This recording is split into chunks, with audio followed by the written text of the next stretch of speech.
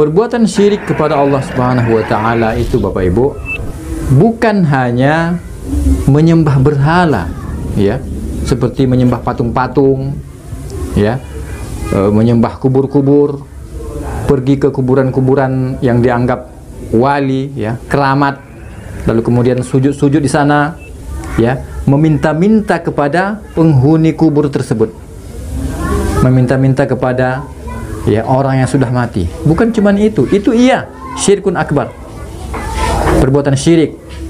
Ataupun memakai jimat, memakai susu dan yang semisalnya, ya, ataupun pergi ke dukun lalu kemudian percaya kepada dukun tersebut, ya. Bukan cuman itu Bapak Ibu, teman-teman sekalian.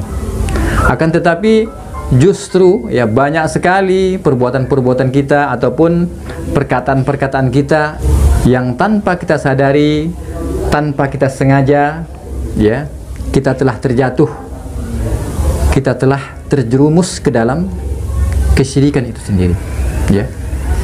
Contohnya apa? Ya, contohnya banyak sekali.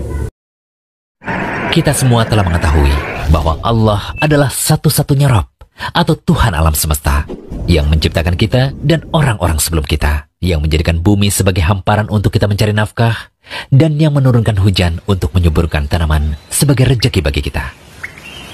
Setelah kita mengetahui demikian, hendaklah kita hanya beribadah kepada Allah semata dan tidak menjadikan baginya tandingan atau sekutu dalam beribadah.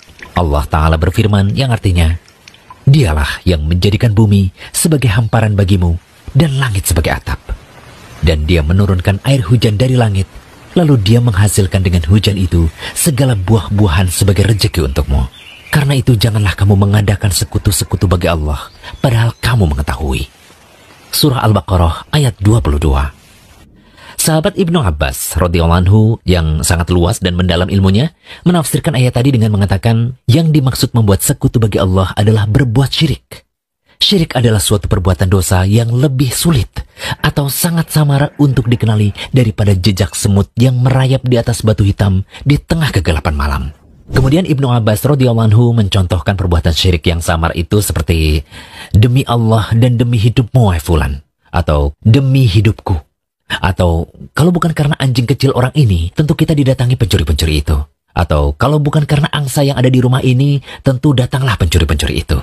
Dan ucapan seseorang kepada kawannya misalnya atas kehendak Allah dan kehendakmu. Juga ucapan seseorang seperti kalau bukan karena Allah dan karena fulan. Akhirnya beliau radhiyallahu anhu mengatakan, janganlah engkau menjadikan si fulan sebagai sekutu bagi Allah dalam ucapan-ucapan tersebut. Semua ucapan ini adalah perbuatan syirik. Hadis riwayat Ibnu Abi Hatim. Itulah syirik. Ada sebagian perbuatan yang telah diketahui dengan jelas bahwa perbuatan itu adalah syirik, seperti menyembelih, bernadar, berdoa, meminta dihilangkan musibah atau istighosah kepada selain Allah, dan terdapat pula bentuk syirik seperti yang dikatakan Ibnu Abbas dalam hadis tadi, yang sangat sulit dikenali atau sangat samar. Nah, syirik seperti ini ada dua macam. Pertama, syirik dalam niat dan tujuan. Ini termasuk perbuatan yang samar karena niat terdapat dalam hati, dan yang mengetahui hanya Allah Ta'ala. Seperti seseorang yang sholat dalam keadaan ingin dilihat atau riya, atau sum'ah, ingin didengar orang lain. Tidak ada yang mengetahui perbuatan seperti ini, kecuali Allah Ta'ala. Kedua, syirik yang tidak diketahui oleh kebanyakan manusia. Syirik seperti ini adalah seperti syirik dalam ucapan selain perkara i'tiqad atau keyakinan. Nah, syirik semacam inilah yang akan kita bahas pada kesempatan kali ini. Salah satu di antara bentuk syirik yang sering diucapkan oleh lisan manusia, tetapi belum banyak yang mengetahui bahwa perkataannya termasuk dalam perbuatan syirik, adalah mencela makhluk yang tidak dapat berbuat apa-apa. Misalnya nih, bencana ini biasa terjadi karena bulan ini adalah bulan suruh. Atau mengatakan begini, sialan, gara-gara angin ribut ini nih, kita jadi gagal panen. Ya, sebagian orang begitu mudah mengucapkan perkataan-perkataan seperti tadi. Padahal makhluk yang kita cela tersebut tidak mampu berbuat apa-apa kecuali atas kehendak Allah. Mencaci mereka pada dasarnya telah mencaci dan menyakiti yang telah menciptakan dan mengatur mereka, yaitu Allah Ta'ala. Dalam sebuah hadis qudsi, Rasulullah SAW bersabda, Allah Ta'ala berfirman, manusia menyakiti aku. Dia mencaci maki masa atau waktu, padahal aku adalah pemilik dan pengatur masa. Akulah yang mengatur malam dan siang menjadi silih berganti.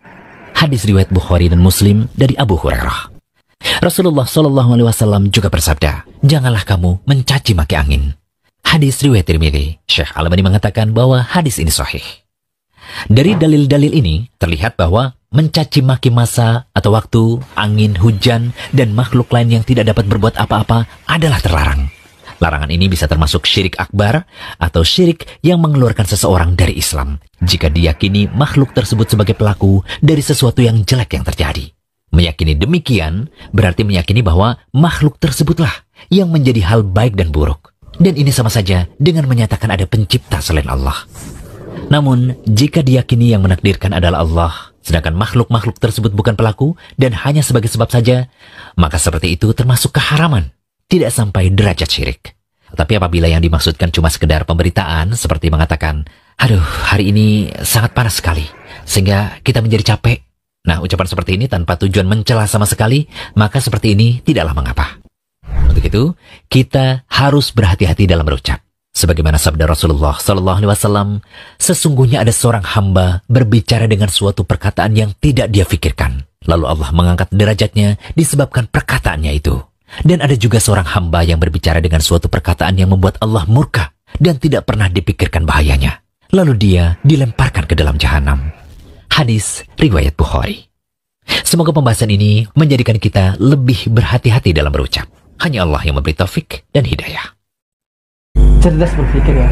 Kita buka mata hati kita. Coba Pak, walaupun seseorang dia beramal soleh, rajin puasa, infak dan sodakoh, haji, umroh tiap bulan mungkin. Pokoknya dia sangat dermawan, rajin sholat dan ibadah lain sebagainya, dan amalan-amalan yang luar biasa lainnya. Misalnya mengislamkan satu orang saja, itu kan pahalanya besar.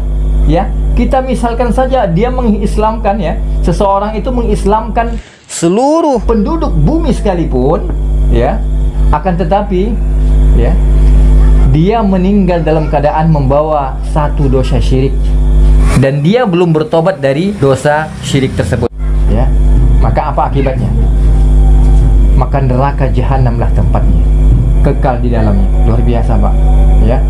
Ini akan pentingnya kita mengetahui bahaya dosa syirik, ya. Maka amalan kita sebanyak apapun akan habis semua ludes, ya, bagaikan debu, ya, yang berterbangan.